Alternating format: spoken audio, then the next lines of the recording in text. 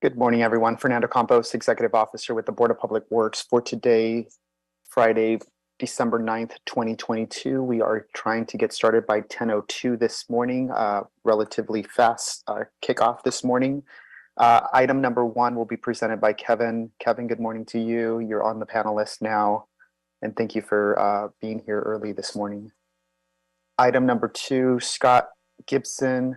Scott, I don't see Scott on the line from the Bureau of Engineering. We'll wait for him a few more minutes. Item number three, Norman Tanyata. Norman, good morning to you. When you can you just add your last name to your user ID? Thanks. Sure, will do. Item number 4 and 5, Roosevelt Bagby. Mr. Bagby, I don't see you on the line, but we'll look out for somebody from the Bureau of Contract Administration as soon as possible. Item number 6, Faiz Malik. Do not see Faiz on the line either. Item number 7, there's no presenter. Item number 8, there is no presenter required. Item number 9, Mr. Tanyata, we're going to request the board to consider items 3 and 9 together, since they are both related to each other. 3 would require an action, 9 would be a receive and file. Great, thank you. Item number 10, there will be a request to continue item number 10 for 1 week to Friday, December 16, 2022. Item 11, there's also going to be a request to continue item 11 to Friday, December 16, 2022 for 1 week. Again, that's for items number 10 and 11. For those Bureau representatives that are on the line at this time, thank you for being here. This is for Roosevelt Bagby, Clint, Daniel McKay, Robert from Bureau of Street Services, and Chris Johnson. Thank you all for being here this morning. Should the board have any questions for your bureau, we will open up those audio lines for you. I do see Faiz Malik on the line. Faiz or Faiz, I apologize for mispronouncing your name. You should receive that invitation to join us as a panelist. Is it Faiz or Faiz? Hi, it's Fez. Faiz? Fez, like Faz. spelled F-E-Z, Fez. Fez. Okay, thank you, and sorry for mispronouncing. No problem.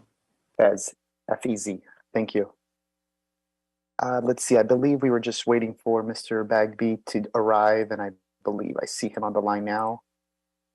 Roosevelt, you should receive that invitation for items 4 and 5, and we will request the chair to consider both items together, 4 and 5. And then Mr. Gibson is the other person we were waiting for, Scott Gibson. Scott, you should receive an invitation to join us as a panelist. This is for item number 2, and we were waiting for you to arrive.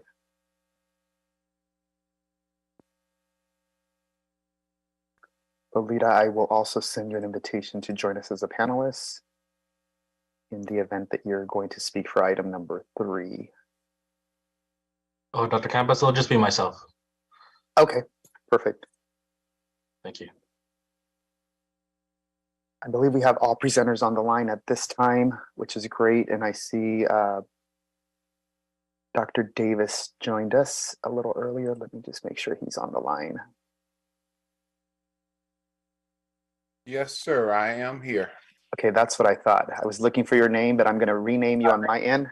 Okay, I think that's the AG, isn't it? Yes. I don't know how that comes about. Great. We should get started in the next minute. Okay. At this time, if you're a member of the general public that would like to provide general public comment or commentary on any of the items for today's agenda, if you can please raise your hand at this time by pressing *9 or click the raise hand icon if you're joining us through the Zoom application. Again, this is for members of the general public that would like to provide general public comment or commentary on any of the items for today's agenda. If you can please raise your hand at this time by pressing *9, or you can click the raise hand icon if you're joining us through the Zoom application. This time we have one member of the public that has raised their hand, Silva Blackstone. Good morning to you. If you can unmute your microphone, please let us know which item you'd like to speak on. Hi, Silva Blackstone, retired certified arborist. I'd like to speak on item number 3. Item number 3, perfect. Thank you. I will go ahead and add you to the queue for item number 3. Thank you so much. You're welcome. Great. And Mr. Paul Bingaman, if you are 34503, we will request to continue item number 10 for 1 week to Friday, December 16th. If you just want to hold on for a few minutes, we're going to get started in the next minute, and we will get confirmation if our board approves that request. Again, this is for user 34503. Commissioners, good morning to you all. If you can please turn on your video cams. We are trying to get started as soon as possible. We do have 2 commissioners on an approved absence. Commissioner Corzan and Reyes are both on an approved absence. President Garcia, good morning to you. I'm going to spotlight you for everyone. Do you want to test your audio? Yes, good morning, everyone. Perfect. We can hear you loud and clear and see you as well. Dr. Davis, we can see you. Do you want to test your audio for us? Testing 1, 2, 3, 4. Great, thank you. And VP Villegas, good morning to you. Good morning. Happy Friday. Happy Friday. Good Friday, and we are joined by Mr. Ted Jordan on the line. Morning, Ted. I'm trying not to test my audio. Good morning. Morning. All right, President Garcia, we do have 2 commissioners out on an approved absence. We do have 3 commissioners, and we can establish quorum. All presenters are on the line, and we can get started if you are ready. Yes, I'm ready. Perfect. President Garcia, you're now in record mode. Thank you for that. Okay, we're going to get started. Good morning, everyone, and welcome to the regular scheduled meeting for the Board of Public Works for Friday, December 9, 2022. Dr. Campos? Good morning, everyone. Fernando Campos, Executive Officer, establishing roll call and quorum for this morning. We have President Garcia, Vice President Villegas, and President Pro Tem Davis. President Garcia, you do have a quorum at this time. President Garcia, we do not have any callers on the line under general public comment. We have no commentary under the Neighborhood Council comment section, and we do have 1 caller on the line for item number 3. Again, no general public comment, 1 comment or 1 public comment for item 3. Very well. Thank you for that, Dr. Campos. Given we don't have anyone at public comment is now officially closed. And moving on to the first item of today's business, which is the approval of the minutes for Friday, November 23rd, 2022. Is there a second to my motion to move this item forward and forthwith? Second. Thank you, VP Villegas. Dr. Campos, there's a first by me and a second by VP Villegas to move the approval of the minutes. Absolutely. We'll start the voting tabulation now. We'll start with you, President Garcia. Aye. Vice President Villegas. Aye. President Pro Tem Davis. Davis, aye. This motion is adopted and carries unanimous. Thank you. Great, thank you very much. Colleagues, we have some changes. I think Dr. Campos, you already stated the changes we're gonna have, but just to confirm, we're continuing items 10 and 11. So if you're here for 10 and 11, that will be taken up on Friday, December 16, 2022. And I believe that's the only one at this time, right, Dr. Campos? That is correct. There's a request to continue items 10 and 11 for 1 week each to Friday, December 16, 2022, if there's no objections by your board.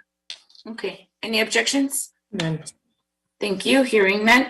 Moving on to first item on today's agenda, which is a request from the Bureau of Engineering in all council districts. Task order solicitation number 201, Moffat and Nicole, pre-qualified on-call consultant list, bridge strategic plan project. Recommending the board to 1, authorize the city engineer to issue the task to Moffat and Nicole from the pre-qualified on-call bridge, civil engineering, and other design and support services consultant list to provide planning and grant application services for the bridge strategic plan project as stated in task order number 201 with a budget authority of $1,050,000, including contingency. This morning we have Mr. Kevin Min here on this item. Good morning, Kevin. Good morning, commissioners. Good morning, board members and everyone else on the line here. Kevin Min with the Bureau of Engineering. As you stated, we are requesting the board approve a task order solicitation 201 to Moffat Nickel to do a bridge strategic planning project for the Bureau. And before I get into the details of the report, I wanted to provide a little bit of background to put some context into why this report is coming before you today. So back in the 90s, literally about 30 years ago, Prop G was passed, which provided seismic bond funds to upgrade city facilities and city bridges to be seismically reinforced throughout the city. And then subsequently in the early 2000s, there were funds available from the Federal Highway Administration to do seismic retrofits on bridges as well. And that effectively created a highway bridge program at the state level to incorporate both state and federal funds for bridge seismic upgrades. So back literally 20 to 30 years ago, there was a planning effort to figure out which bridges in the city could use those funds and which bridges are in most need of seismic retrofit and replacement. And so at that time, about 100 bridges were identified for these needs. I think roughly around 60 bridges were identified for the actual funds. And over the past 30 years, we've been working very diligently on getting those bridges repaired, upgraded, and replaced.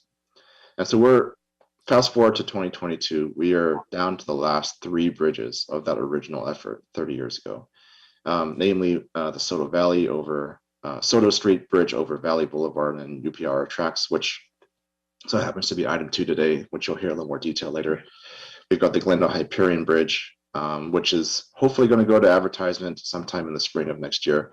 And then the last bridge would be the State Street Bridge over the expressway busway on the I-10 freeway. And so as I said, we're about to finish construction on one, we're about to go to construction another, and one is kind of still in the design phase. So we're effectively coming to the end of that original program back from the 1990s and early 2000s. And such, so, what do we do now, right? And so what we've decided to do is to go through another planning process similar to what we did 30 years ago to establish the next 20 years or 30 years worth of bridge projects for the city and for the Bureau to work on. And so this task order here is aimed at helping the Bureau of Engineering figure that part out. Now, what are we going to do over the next 30 years and 20 years to ensure that our bridge network is secure and safe, and also addresses a lot of the multimodal transportation mobility requirements that have changed since these bridges were originally built, maybe 50 to 100 years ago. And so one of the unique things about this task order is that we want to also incorporate a bona fide bridge maintenance program into the city's budget process. And so one of the tasks, one of the primary tasks in this task order is to figure that part out, and which bridges in the city need maintenance and repairs from a structural perspective now, to ensure that they stay safe and stay structurally sound until we are able to find replacement funds or repair funds from either grantors or the state or the city budget.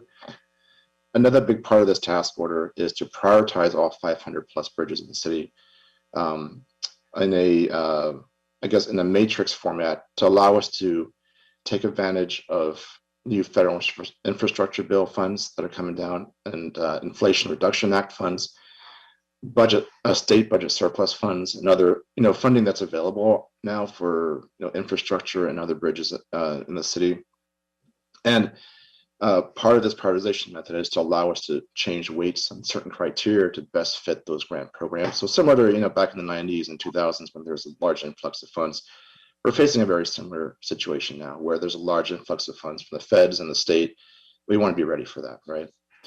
And then lastly, our last task here is to help us actually go after those funds, to apply for those grants, submit all the documentation, and do the background investigations and inspections that are required for those grant programs, including some very, very preliminary community engagement processes to maybe with the council offices and the neighborhood councils to just have a better understanding of what the priorities are from the community perspective, in addition to the structural perspective. So with that said, this task order, the pre-qualified on-call list has a DB goal of 8%. We are actually going to exceed that significantly with a DB goal, or not significantly, we're going to exceed that at 8.1%. And the funding is being provided through city funds with a combination of the CTIEP program and the city budget. So with that said, I'm happy to answer any questions you may have about this task order. Thank you, Kevin, for that. So we would appreciate the work that you guys are doing, and you answered my question right when I was writing it down in my notes here. You are seeking not just to build new ones, but also maintenance and repair for the ones that we currently existing bridges that we have, right? Yes, yeah. So we are seeking to develop a I guess a framework and identify bridges within the city that need maintenance and repair. Mhm. We're talking about more like minor, relatively minor maintenance repair versus, retrofits or replacements, right? Understood, yeah. Right. Thank you. I see Dr. Davis, you have a question, Dr. Davis? No, just very briefly, I wanted to just share some observations about the impact of the state grant originally in the 90s that we received, the infrastructure of the state. And looking at it, it was certainly a very great asset to local government to have this state infrastructure bond that we had initially. And I think it's the motivating factor for this presentation and motion we have before the Board of Public Works today. I think as a result of the state infrastructure bill from over 20 years ago, now we are motivated and inspired to increase short-term planning, but equally important, long-term planning on helping to better execute our bridge program and maintenance.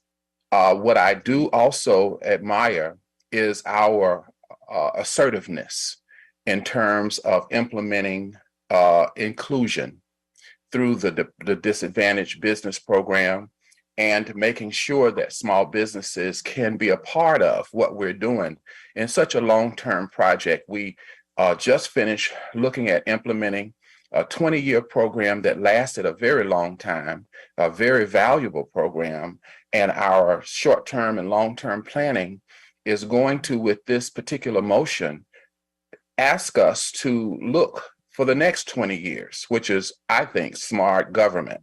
So while I have no questions, I wanted to compliment both state government and local government here in terms of our response to the benefits that we have enjoyed. And I appreciate it, and I'm sure the citizens of Los Angeles appreciate what you guys are doing as it relates to this motion. So thank you.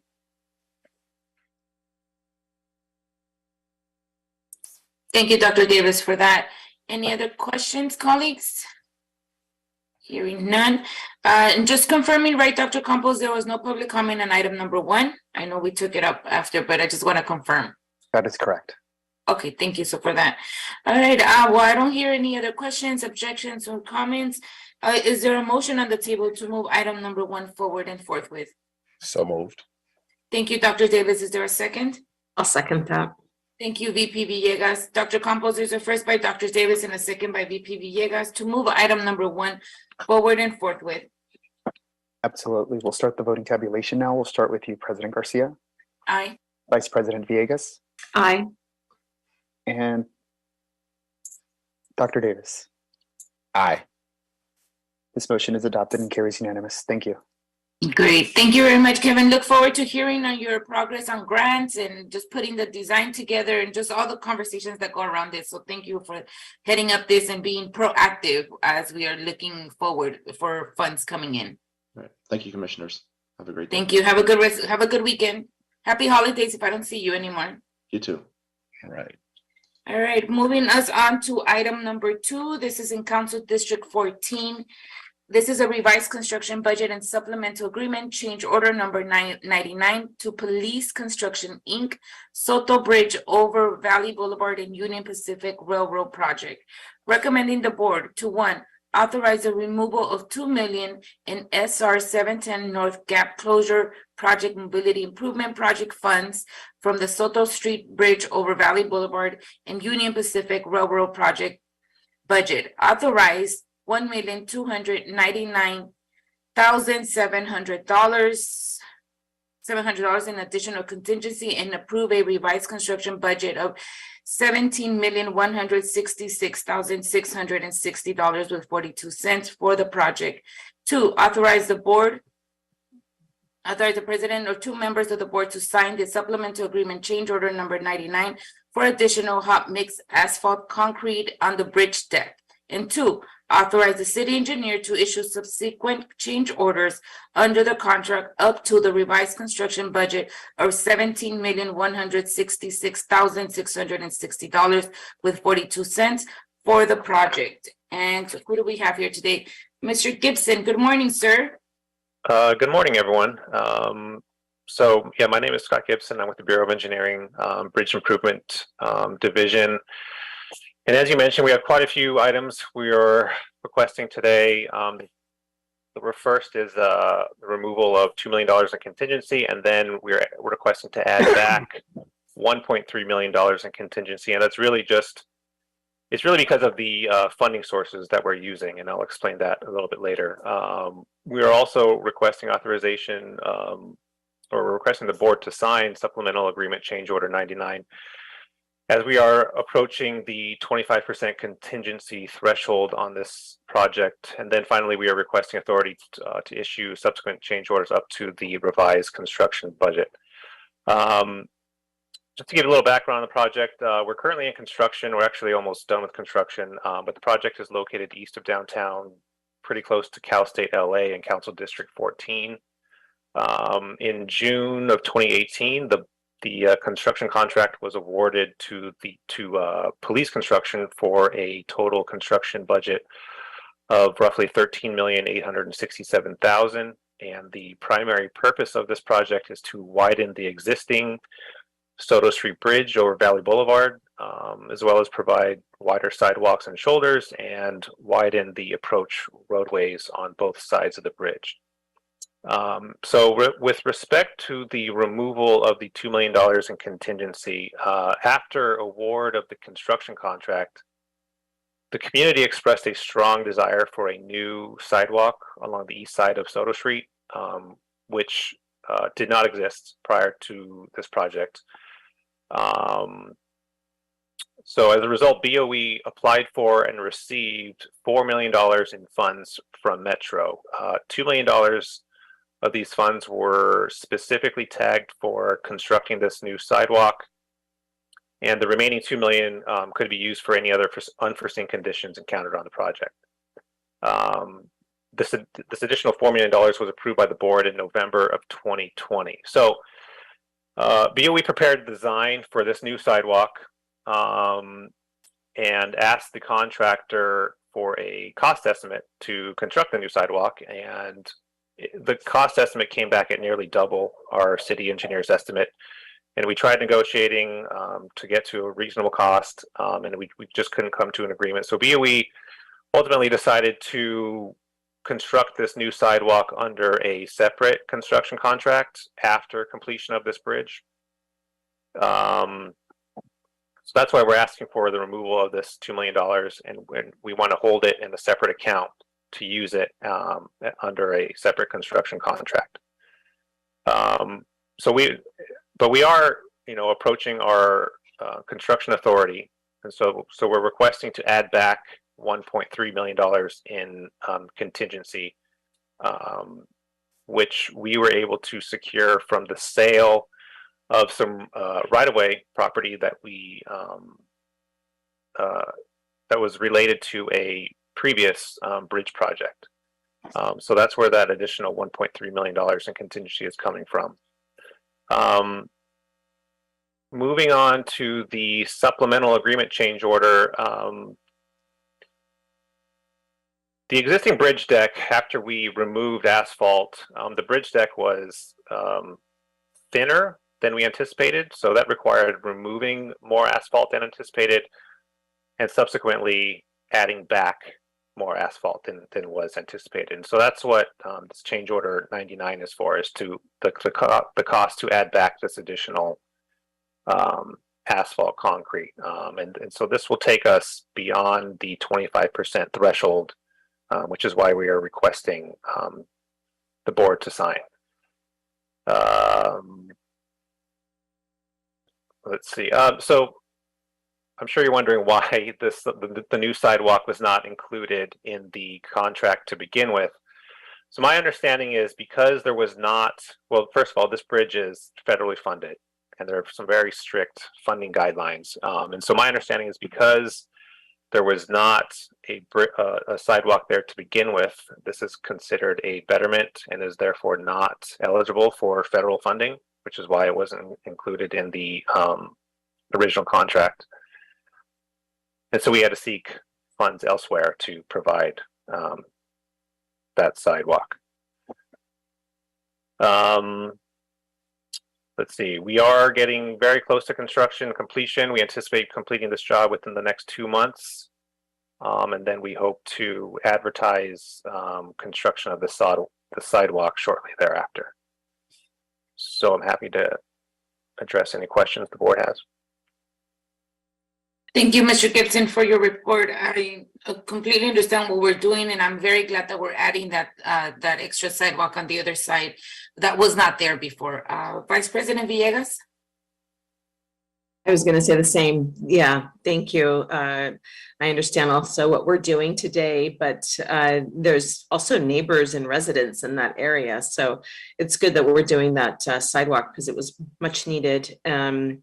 And appreciate just the background information on the funds and the movement. And then you're applying for additional funds from Metro to be able to do this work. Thank you. Agreed. Agreed. Okay, Dr. Davis?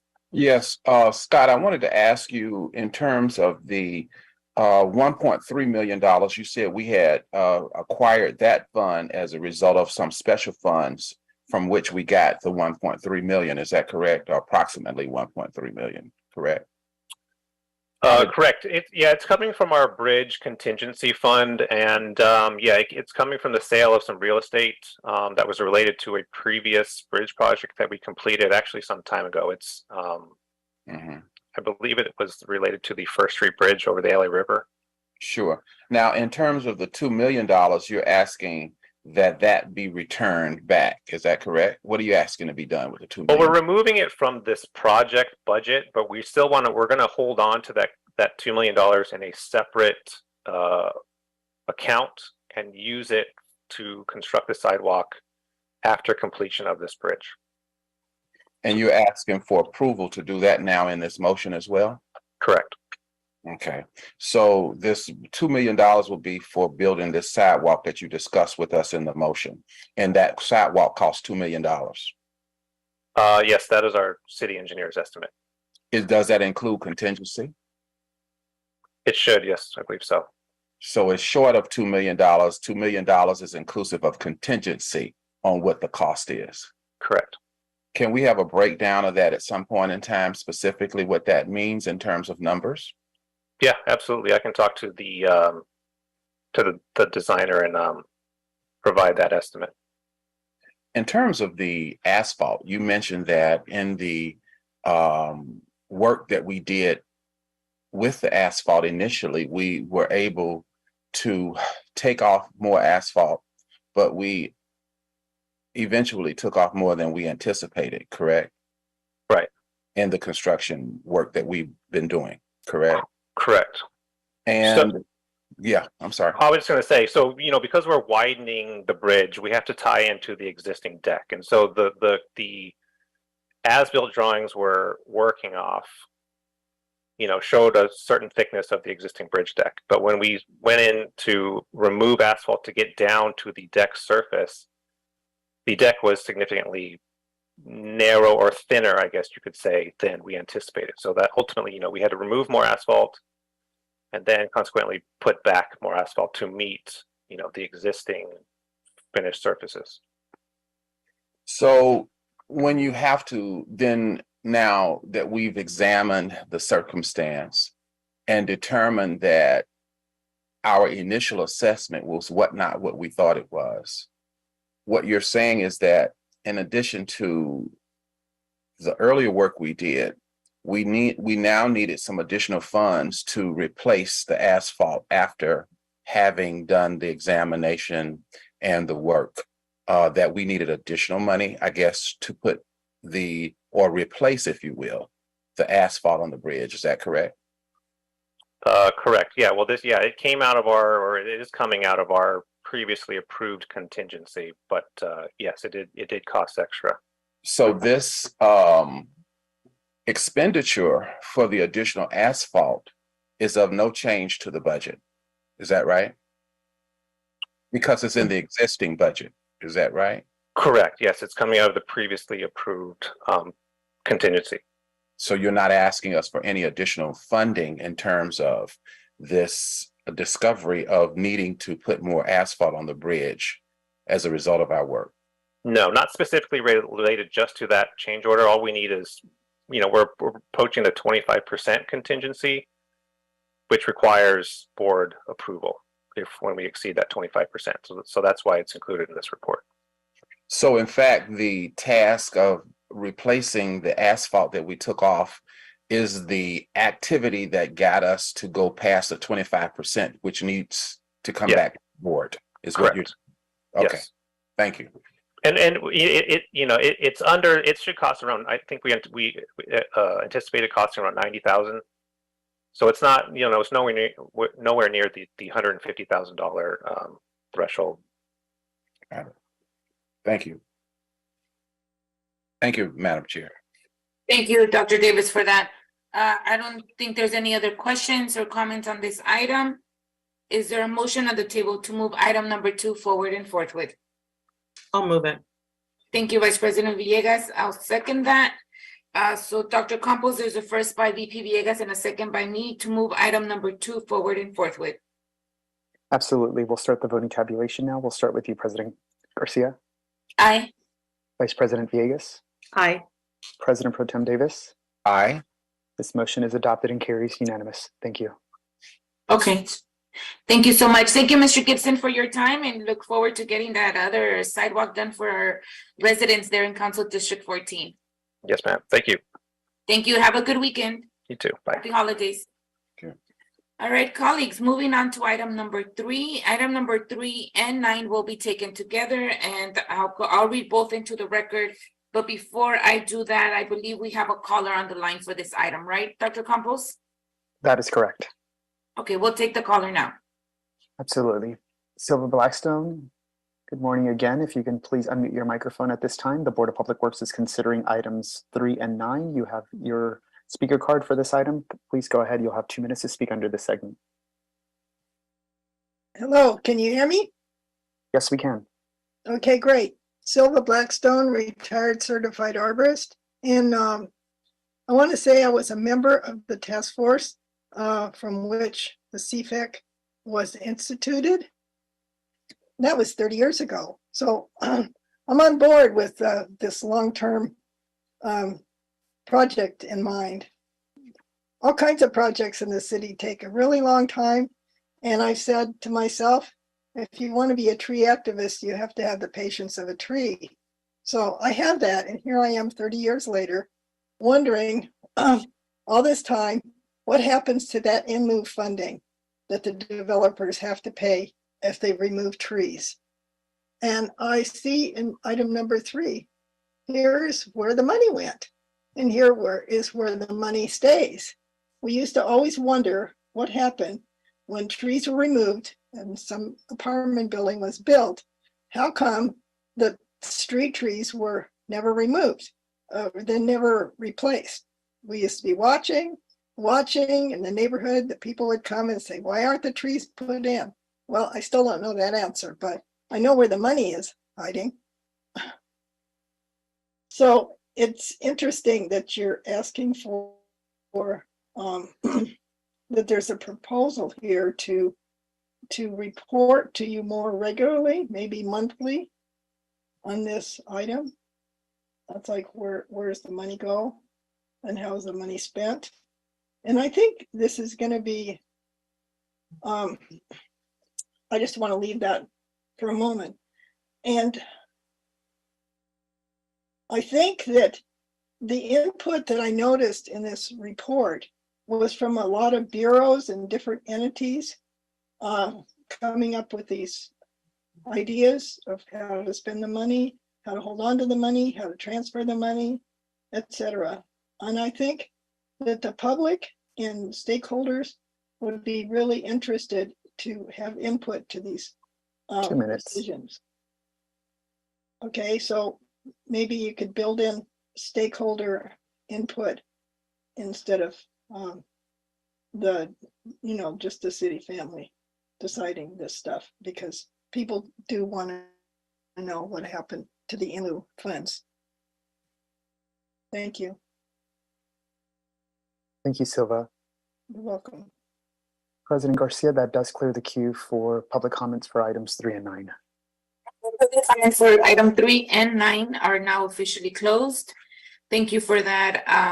I'll read both into the record. This is a request from in our council district financial status report of the Public Works Trust Fund number 834 fiscal year end June 30th, 2022, recommending the board, subject to the Los Angeles City Council and mayor approval, to 1, approve the annual Public Works Trust Fund number 834 financial status report for fiscal year end June 30th of 2022. 2, forward report to the mayor and city council requesting to receive and file the Public Works Trust Fund financial status report for fiscal year ending in June 30th, 2022.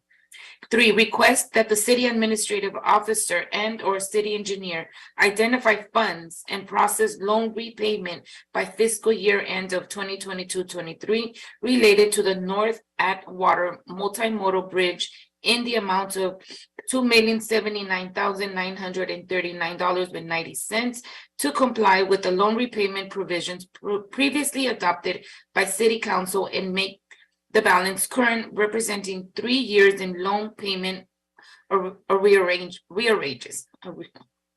There we go. And subsequently authorize the reimbursement of funds from a direct appropriation from the general fund or other alternative sources as determined by the CAO and city engineer of the Public Works Trust Fund 834. 4, authorize the Board of Public Works and executive officer or designate to make any technical corrections or accounting updates to the recommendations above to effectuate the intent of the mayor and city council. And that's item number 3. Item number 9, it is the oral report for Public Works Trust Fund update Board of Public Works. And today we have Mr. Tanada here to give us a presentation on item number 3 and 9. Good morning, Mr. Tanada. Good to see you. Good morning, President Garcia, Vice President Villegas, and President Pro Tem Davis, City Attorney, Chief Executive Officer. Again, my name is Norman Tanada with the Board of Public Works Financial Management Section. To present the financial status report through fiscal year 2022, I do have a PowerPoint presentation. So if you give me a second to share my screen.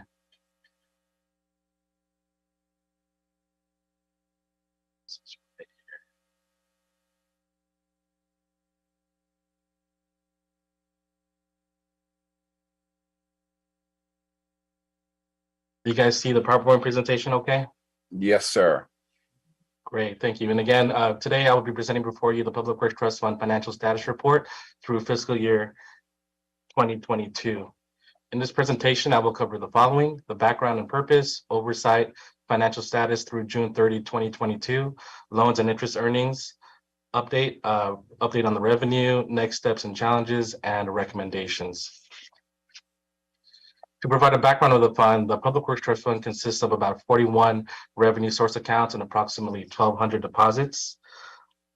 In 2007, the City Council instructed the board to report back relative to the annual financial status report of the Public Works Trust Fund, which is in conjunction with the State of California Mitigation Fee Act, which requires annual reporting, and pursuant to City Charter 581 Section F and 582 Section I. Between 2007 and 2021, the Board of Public Works has provided annual financial status reports to the council and mayor, yet some issues remain. These include the following: interest earning retention, loan interest assessment, lending policies, a cash flow model, and an ordinance. In 2016, implemented a new Public Works Trust Fund system in partnership with BOE. This Public Works Trust Fund system is a subsidiary ledger that contains more detailed information that the current financial management system has. So in essence, it contains more detailed information about the deposits, permits, etc. In regards to reconciliation of the Public Works Trust Fund, there's currently a 5-month backlog, now reconciling July 2022. Ultimately, the goal is to reconcile less than 21 days post month closeout. In regards to quarterly revenue transfers, the Office of Accounting is transferring revenues to the special and general fund on a quarterly basis. Again, hopefully we'll discuss this later in the future. We can start making monthly transfers to improve cash flow. But again, I'll discuss that in a later slide. Again, the purpose of the fund is it serves as a trust and escrow account. About 98.5% of the fund are deposits made by permittees used for a specific public works project, and or recovery of staff costs associated with the development of projects, inspections, and or approvals. About 1.5% of the fund balance are related to receipts from violations, fees, settlements, surcharges, donations, etc. Deposits and receipts are earmarked for a specific purpose. In regards to fund oversight of the Public Works Trust Fund, it requires monthly reconciliation, management review, internal controls, independent analysis, risk management, and accountability through transparent reporting. The Public Works Trust Fund is performance outcome driven. In regards to oversight functions, the first oversight function is the administrator, which is the Board of Public Works Fund Management, which consists of the executive officer and myself. The collector, which consist of the bureaus, which are the service providers, and the accountant, which is the Office of Accountant, to provide proper accounting. Because the Public Works Trust Fund is liability of the city, it is included as part of the CAFR, or Comprehensive Annual Financial Report. In regards to the financial components of the Public Works Trust Fund, the year-end balance as of June 30, 2022 is $144.3 million. There are currently 11 loans out to other funds or departments, which total $26.7 million. This leaves a cash balance of $117.6 million. Of this remaining cash balance, they are reserved for the following: appropriations at $3.9 million, pending loans that have been approved but not yet dispersed at $172,000, pre-post 1989 restricted deposits, or we call the special projects account, at $7.2 million. And again, we'd like to set aside working capital of 25% of the balance at $32.8 million, which allows for transfers to the general fund and special fund, and also for refunds to depositors. Also, another $2 million is being held for pending transfers to the general and special fund. This total restricted balance is $71.5 million. When you deduct that from the available cash balance, there's a net cash available of $46.1 million. One thing we wanted to note is that the loans for approval release do not include a pending transfer of $1.5 million back to the Board of Public Works related to a CAL FIRE loan that was transferred back to the Public Works Trust Fund during fiscal year end reversion. So when you take that into consideration, the actual net cash available is $44.6 million. This slide here before you provides an overview of the ending balances of the Public Works Trust Fund between 2017 to 2022. As you can see, between 2017 and 2019, the Public Works Trust Fund balance increased from $124.7 million to $146.1 million.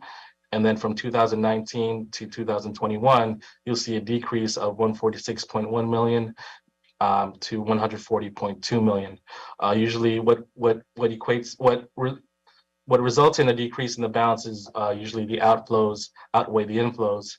But as you can see, between 2021 and 2022, there was an increase in the fund balance of $4.1 million, from $140.2 million to $144.3, which I'll discuss in more detail in the next slide. So again, this slide provides an overview of the inflows and outflows from the same time period, fiscal year end 2017 to fiscal year end 2022. As mentioned earlier, the ending balance of the Public Works Trust Fund through 2021 was $140.2 million. It then increased by $4.1 million in fiscal year end 2022. This is again driven by the inflows that totaled $22.3 million, which outweighed the outflows by $4.1 million, with outflows totaling $18.2. Thus, this is the reason why we see the increase in the balance from last year to this, from 2021 to 2022. It is important to know that during fiscal year end 2022, about $7.3 million was transferred out of D permits to the special and general fund, versus in 2021, $10 million was transferred to the special and general fund during that time period. This decrease of $2.7 million from fiscal year 2021 to 22 is due to hiring and backfill delays of an accountant who retired from SIP in fiscal year 2021, and also due to the insufficient accounting resources to keep up with service demands. To help with addressing these demands, the Board of Public Works did submit a request in the fiscal year 23-24 budget for a new accountant to help, to help address these service demands and a review of the B permits and U permits. If approved, again, we hope that this will also help increase the outflows and thus control the balance, and hopefully next year we can report a decrease in the Public Works Trust Fund balance. This slide here shows that the top three accounts comprise of about 65.9% of the Public Works Trust Fund. Again, these three accounts are the general improvement guarantee deposits, which have a total balance of 44.3, the B permit deposits, which is 42 million, and the excavation special work order deposits, which is 8.9 million. So again, cumulatively, these three revenue source accounts are comprised of 65.9% of the 144.3 in the Public Works Trust Fund. I also wanted to note that in previous years, the special projects account was listed as one of the top three accounts, as back in 2020, the balance was at about 20 million. It is no longer listed as a top three, as the current balance is now 7.2 million. So that as the board has been looking at that account to identify where funds can be transferred and additional revenue can be given to other departments and bureaus to complete infrastructure projects. So again, the board will continue to look at that fund and hopefully in the future zero balance out that account as well.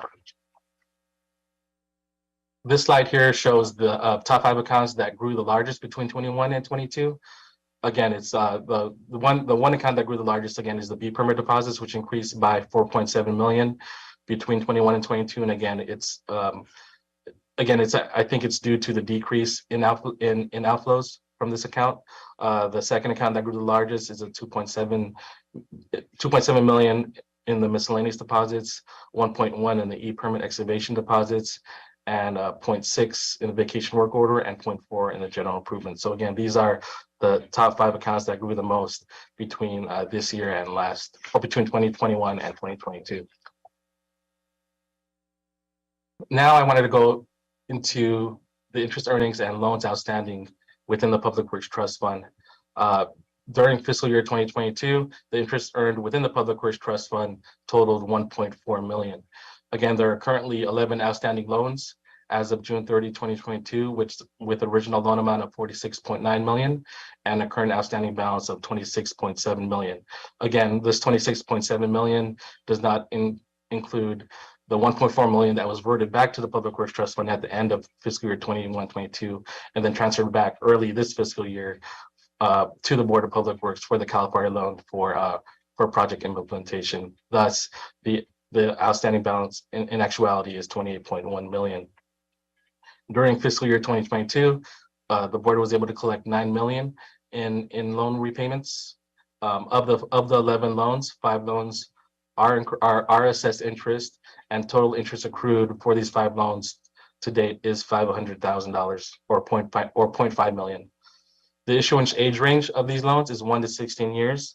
Included in this loan is a loan to the CAO for a seismic bridge improvement program, which is about 15 years old at 10 million, which is projected to be paid out by next fiscal year 23-24. So once that loan is paid off, then the issuance age range we should see a decrease in the age of the loans itself.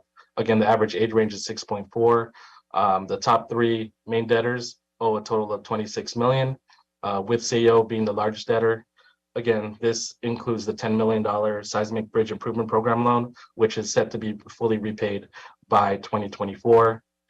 BSL, or Bureau of Street Lighting, is the second largest debtor at 9.1 million, which mainly includes the $10 million loan issued to BSL for energy repayments.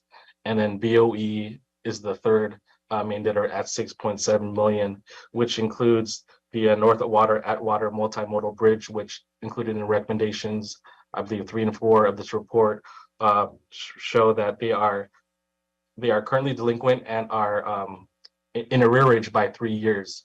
So included again is the $6.9 million loan for the North Atwater multimodal bridge. per the repayment terms, they were supposed to make $690,000 payments every year. The first payment was received in 18-19, and the last payment was received early this fiscal year in 22-23. Therefore, there have been no payments between 19-20 and 2021 and fiscal years 2021 and 22, therefore making them 3 years behind in payments. The good thing is that they did resume payments, but the bad news is that they are still in arrearage by 3 years. Therefore, we are making the recommendation that the CEO and the city engineer make that payment of $2.1 million to bring them up to terms.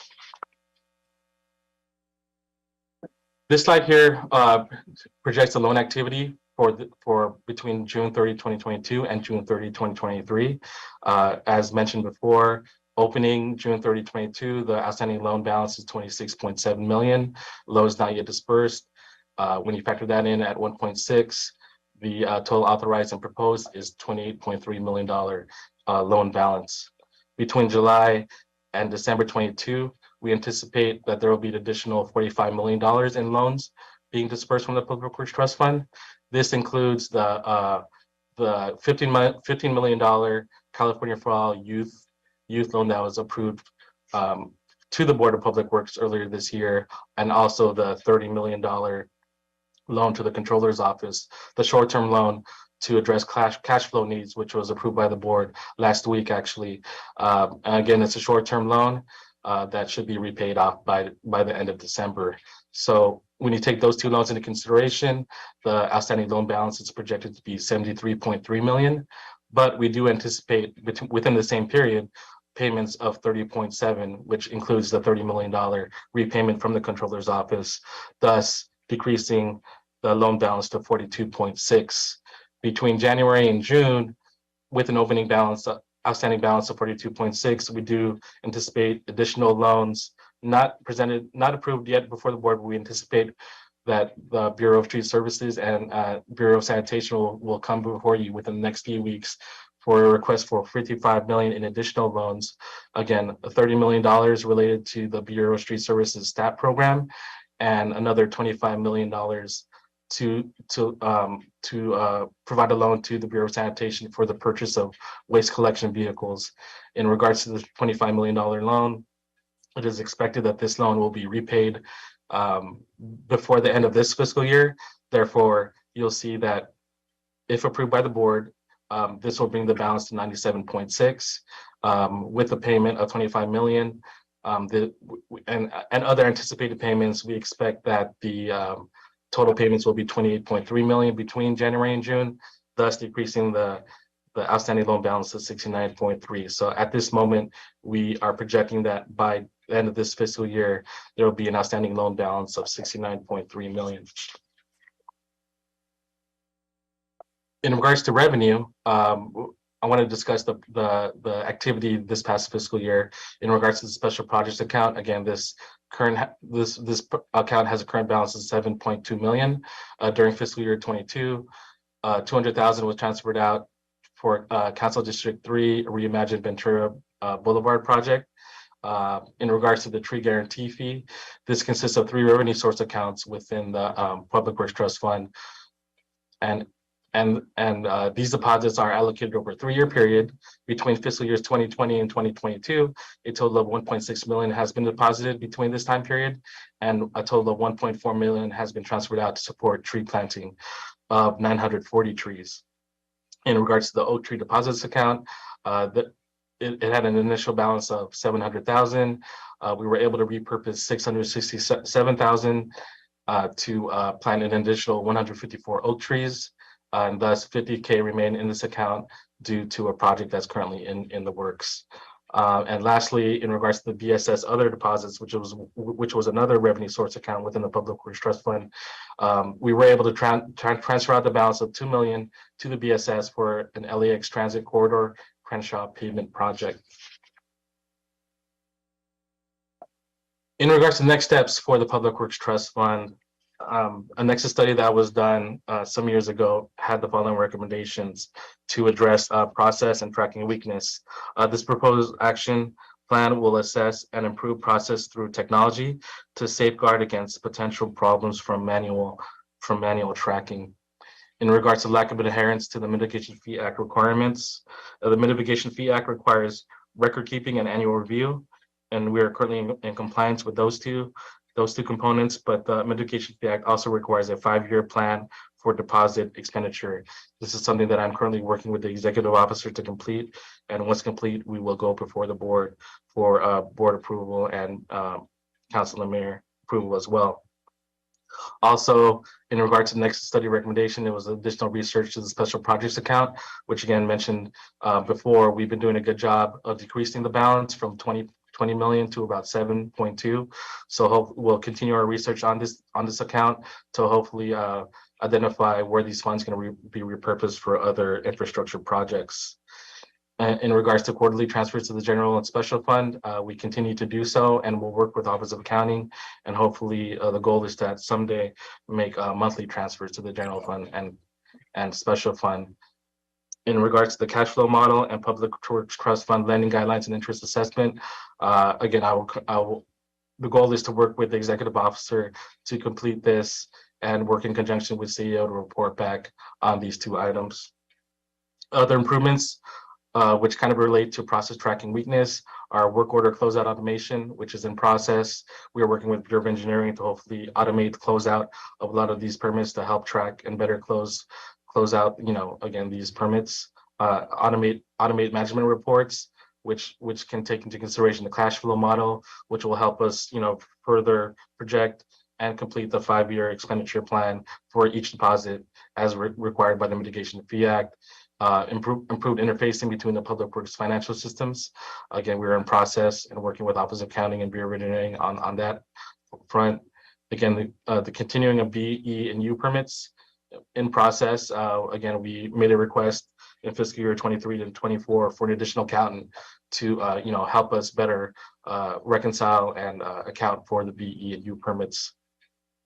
And lastly, we would like to start focused on the street tree deposits now that the oak tree deposits, we went through that account and we were able to repurpose those funds. Again, the focus will be on the street tree deposits, which we think there might be $2 million there to plant additional trees.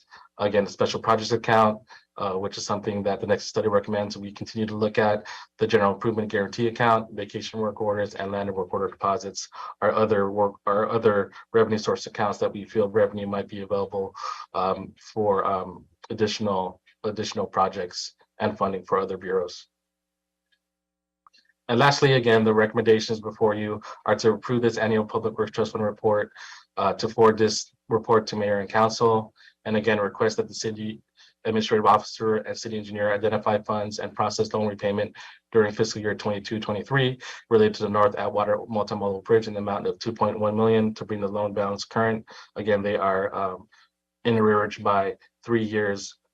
And authorize the reimbursement of the fund from a direct appropriation from the general fund or other alternative sources as determined by the CEO or city engineer, and authorize the Board of Public Works executive officer or designee to make any technical or accounting updates to the recommendations above to effectuate the intent of the mayor and city council. And I know I said a lot, and that concludes my report. I am here, and Dr. Campos is available, is here as well to address any questions you may have. Okay. Thank you. Appreciate. See if Dr. Davis. Thank you so much, Norman. This was your annual report before the board in terms of the health of the Public Works Trust Fund. Correct. Okay. So obviously the trust fund still is a viable, very necessary, very important fund that helps the city operate effectively. And we are trying to work towards efficiency from your report, from what I hear. One of the things you mentioned was that there is a 5-year plan. Does that mean that borrowers are recommended to pay back loans within a 5-year period for those that we let out in the future, or? No, not necessarily. The Mitigation Fee Act requires a 5-year plan for deposit for each deposit and expenditure. In regards to the loans, which is the reason why Dr. Campos and I look at the outstanding loan to balance ratio. So those are kind of two different things. In essence, we try to stay within 25 to 30% to ensure that there is cash available within the Public Works Trust Fund to, again, refund the depositor if needed, or to ensure that there are, refunds can be made to the depositor and transfers can be made to the bureaus who are doing inspection work, et cetera. Do agencies that acquire loans from us continue to get loans despite their not having been current or up to date on their existing loans? No, I think, again, as mentioned, currently the Bureau of Engineering is considered a delinquent borrower. So they have not requested any additional loans since then. We do take into consideration, again, the overall balance, and whenever a loan is requested by the bureaus or any other city department, we do take into consideration what their current status is, and again, the overall balance, and also the repayment plan. Usually we don't like to go beyond 5 years, and anything shorter than that is highly recommended. Anything beyond that, we think is a high risk. Again, we want to again maintain a current balance a certain balance within the Public Works Trust Fund. So that's why we do have those pre-approval process in place to assess that risk and make that evaluation. So notwithstanding an emergency, it means that the administration of the Public Works Fund does take into account if an agency has not been up to date in the repayment of its loan.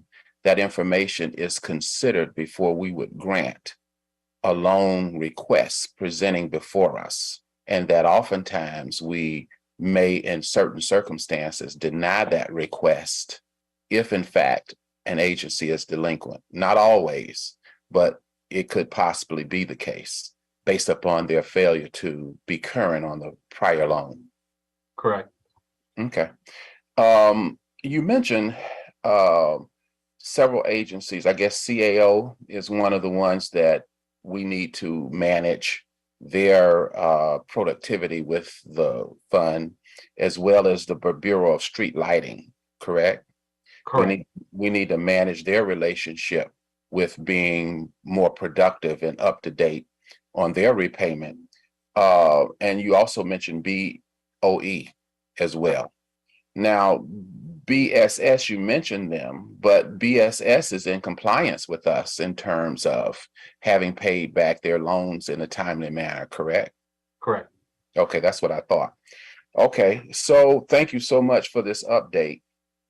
And we appreciate the work that you and Dr. Campos are doing in looking at regulations and also in managing our fund in a way that is consistent with other lending institutions that will allow us to have operating expenses to a certain degree that sustains the viability and the effectiveness of the loan. So as I understand your report today, those dollars that are currently available despite our capacity, those dollars that are available are $44.6 million, correct? Yes. Okay, thank you. Thank you for your report today. Thank you. Thank you, Dr. Davis, for that. Any other questions, Vice President Villegas? If not, that's okay. I don't have any questions, Norman. You always do a great job in managing this public trust fund. It's very much needed that we keep kind of a thorough and ongoing ledger of where we're at with these funds. They come very handy, like what we did a year or maybe 2 years ago now, when we lent out money for a COVID emergency. And that was very important at that time. So it's important that you keep these ledgers going up to date as much possible. And you always do a great job on making sure we do that. So thank you for that. And today's report is just another attribute to what you do. But I do want to say that, we're asking here the CEO's office and or the city engineer to identify a process, a loan process repayment for fiscal year ending of 2022 and 2023 related to the North Atwater Multimodal Bridge in the amount of $2.0 million. So we're doing that because they have defaulted, in other words, right? Right, they are, they have, again, resumed payment. They did make a $690,000 payment early this fiscal year in July. And the last payment before that was back in 2018. So what the amount of the $2.1 million is recommending that is an additional payment, not additional payment, but payment for fiscal years 1920, 2021, and 21-22. So if this 2.1 million is paid off by the end of this fiscal year, then that will bring them current and no longer delinquent. Okay, understood. I don't have any other questions, and I don't see any other questions or comments either. Is there a second to my motion to move item number 3 and 9 forward and forthwith? And for number 9 is to receive and file. Second. Thank you, Dr. Davis. Dr. Campos, there's a first by me and a second by Dr. Davis to move forward item number 3 forward and forthwith and receive and file item number 9. Absolutely. We'll start the voting tabulation now. We'll start with you, President Garcia, Aye. Vice President Villegas, Aye. and President Pro Tem Davis. Davis, aye. This motion is adopted and carries unanimous. Thank you. Great. Thank you very much. Thank you, Norman, for your time this morning, and have a good rest of the weekend. Look forward to continuing the work that we've done with the Public Trust Fund all this time. So thank you so much. Thank you. Great. Moving on to item 4 and 5, I'm going to take those together. This is in Council Districts 2, 3, 6, and 12. Contract acceptance, Reseda Arleta series to multiple high voltage conversion fiscal year 2015-2016 street lighting project, recommending the board to accept this contract.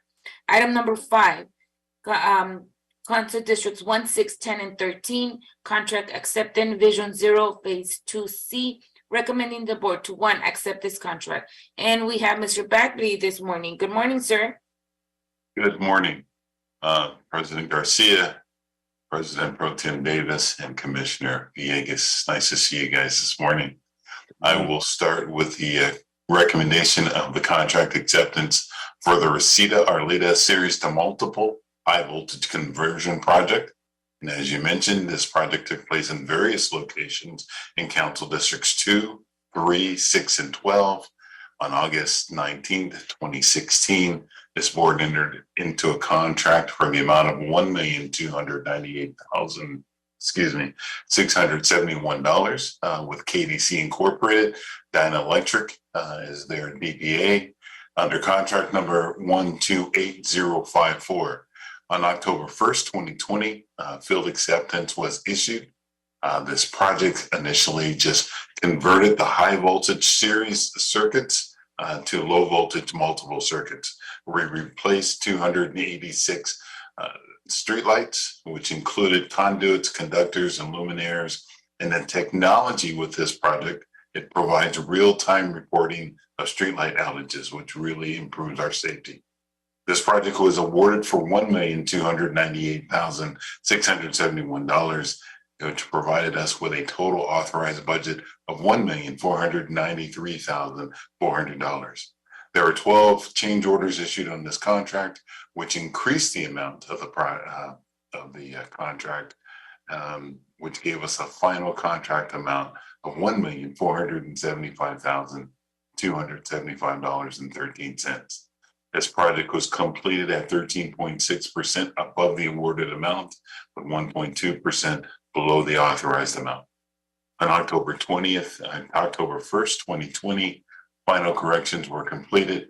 October 1st, 2018, a final release of retained funds was processed. This project was funded by the MICLA 2016 Streetlight Construction Fund. Our contractor has complied with all of the equal employment opportunity and labor compliance requirements of this contract. Now, the assessment bill proceedings per Proposition 218 was not required. So this project will not result in increased and existing maintenance of the streetlights for the property owners. The contractor's performance evaluation reports have been submitted. There are no unresolved property owner complaints in connection with this project. There are no funds disputed or withheld, and there are no funds due to our contractor. So we recommend the acceptance of this contract. And would you like for me to proceed? Yes, I took both together, so just go ahead and do both presentations together. Okay, the next project is the Vision Zero Phase 2C, also in various locations and council districts 1, 6, 10, and 13. On December 13th, 2018, this board entered into a contract into amount with the amount of $2,328,987 with Crosstown Electrical and Data Incorporated under contract number 132628.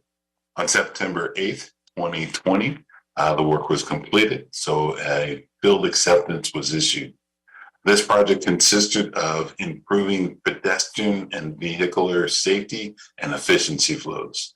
So we replaced several traffic signals, provided new signalized left turn improvements. We added some high visibility continental crosswalks, and also added some interval phasing improvements. This project was awarded for $2,328,987, which provided us with a total authorized budget of $2,911,233.75. Now, our project team came to the board 3 times and requested increased funding. The increased funding provided us with a new authorized budget of $5,391,740.28. So we had 139 change orders on this project, which increased our final contract amount to $5,351,116.79.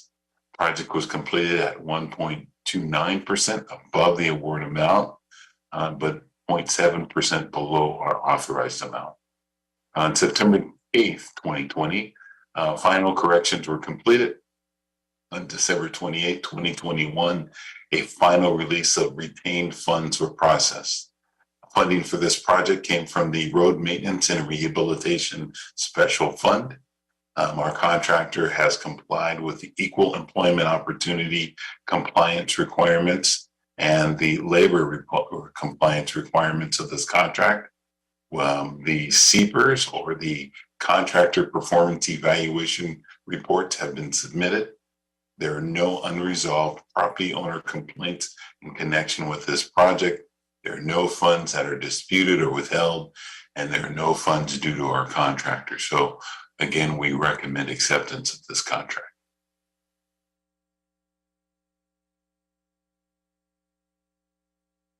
I'm sorry, President, you are still muted. Oh, apologies for that. Thank you, Mr. Bagby. What I'm hearing is that both have, closed out without any opposition or anything. We've been able to manage to close them both with just kind of the fair process and the normal process, I should say. That is correct. Okay, I don't have any questions. Dr. Davis? Sure. Thank you. Thank you so much, Roosevelt, for this presentation and for reporting to us the lighting services that we have been able to deliver to various districts within the city. When we look at this whole issue of STEM, science, technology, and math, and particularly electrical engineering, we know that there is opportunity for us to obviously do training and to have increase of various underserved communities as it relates to not the lighting service that we provide on one hand, but on the other hand, those who get to do the work in the provision of that lighting.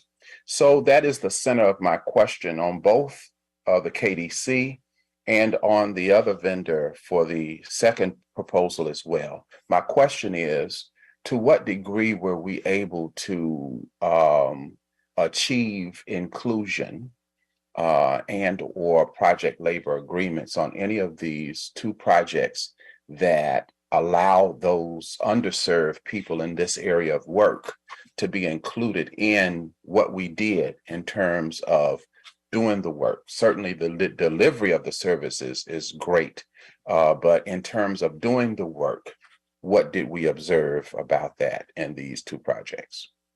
That is an excellent question. As you know, at the Bureau of Contract Administration, opportunity is part of our motto. There are anticipated participation that we have for each of our projects. On these projects, we count on the contractor to reach those achieved amounts. On the Vision Zero project, our contractor hit 29% for other business enterprises, which was excellent. And also, we have also a program for subcontracting, a subcontracting minimum. 25% was required, was a requirement on this project, and our contractor hit over 32%. Great. So we did have some good opportunity that was achieved on this program.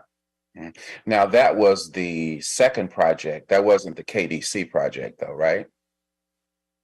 Which of the two projects, when you say 32%, which of the two motions are you talking about? All right, give me a moment. I have, I should go back to stacks of paper on my desk because sometimes the windows No, not a problem. get confusing. But give me a moment here. Yeah, because you had two projects you presented to us. Yes. Both the Reseda project as well as the Vision Zero project. And I thought that you were saying the data that you just gave me on the 32% was from the Vision Zero project that impacted districts 1, 6, 10, and 13, if I thought I heard you correctly. That is correct. And so then now my question is, what was your observation of data as it relates to the first motion you presented, which would have been motion 4, and it would have been the Reseda project with high voltage, the high voltage conversion project with impact on 2, 3, 6, and 12 districts. All right, see if I can get that report to come back up. Okay, not a problem.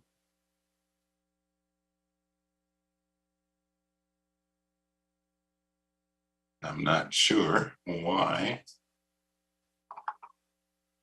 That's the Vision Zero. Mm-hmm. I can get Reseda to come up. Why does Reseda not want to come back up?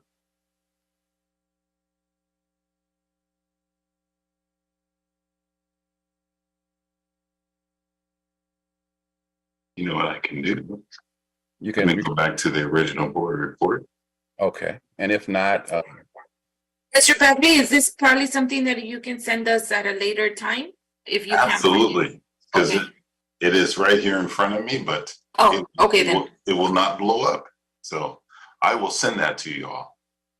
Dr. Davis, make sure that, go ahead and make sure that Dr. Davis gets that information. Absolutely. Yeah, this is Ted. I think the numbers are actually in the, They you are in know, the board the report. board report. Yeah. So, I mean, I'm looking at your report for the Reseda Arleta series, multiple high voltage.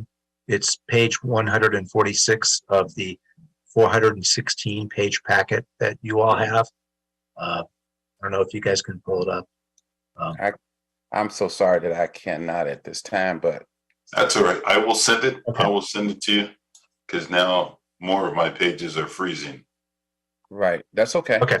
I hope that moving forward as we present these motions, which are great, and certainly we always have success in our work, and we always, and the board are concerned about where the gaps are, that we will do whatever we can, because contract administration is the bureau in the Board of Public Works that deals with the potential for inclusion. So we know that this is an area where there is a great opportunity for us to focus on the underserved, to help to increase and create positive change that would be more inclusive of areas of Los Angeles that heretofore may not have been included in. So I am of the belief that these two areas, dealing with electrical engineering, is a great area for us to focus on in terms of future training programs. So I appreciate the work that we have done in completing the service to citizens in Los Angeles. And I just hope that in the work we do in BCA, that we will look at ways in which we can create a bridge to some of those underserved communities to be a part of delivering that service. So thank you so much for the report. Thank you, Dr. Davis. Thank you, Dr. Davis, for that discussion. All right, colleagues, is there a motion on the table to move items 4 and 5 forward and forthwith?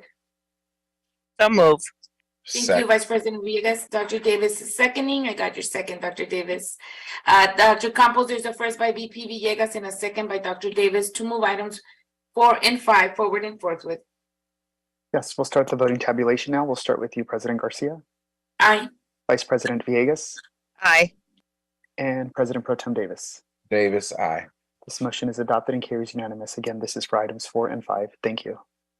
Great. Thank you so much, Mr. Bagley. Thank you for your report this morning. Have a good weekend. And if I don't see you, happy holidays. Thank you very much. Bye-bye. Thank you for that. All right, colleagues, there's a slight change we're going to do. We are going to continue item number 6 and item number 8. However, I will take item number 7 now, and that's going to be the last item for today's meeting. Item number 7, finding to continue teleconference meetings pursuant to Assembly Bill AB 361, recommending the board to 1, adopt a finding and determination in accordance with AB 361, Section 3E3, that while the state of emergency due to the COVID-19 pandemic, as originally proclaimed by the governor on March 4th, 2020, remains active and or state or local officials have imposed or recommended measures to promote social distancing, this legislative body has reconsidered the circumstances of the state of emergency, and that the state of emergency continues to directly impact the ability of the members to meet safely in person, and or state or local officials continue to impose or recommend measures to promote social distancing. Is there a second to my motion to move item number 7 forward and forthwith? Second. Thank you, Dr. Davis. Dr. Campos, there's a first by me and a second by Dr. Davis to move item number 7 forward and forthwith. Absolutely. We'll start the voting tabulation now. We'll start with you, President Garcia, Aye. Vice President Villegas, Aye. President Pro Tem Davis. Aye.